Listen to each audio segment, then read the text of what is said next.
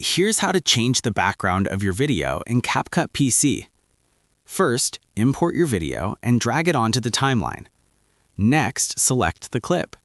Go to Remove BG and turn on Auto Removal. CapCut will automatically remove the background from that clip.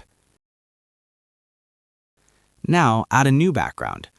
Upload your background video or go to Stock Materials, choose a background you like, and drag it onto the timeline. Switch the clip's track.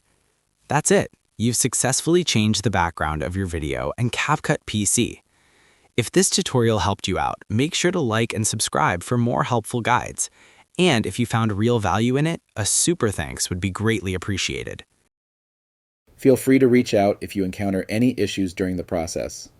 If this video helps you out, please leave a like and subscribe. Comment below if you have any questions. If you need further assistance, consider hiring a professional using the link in this video below.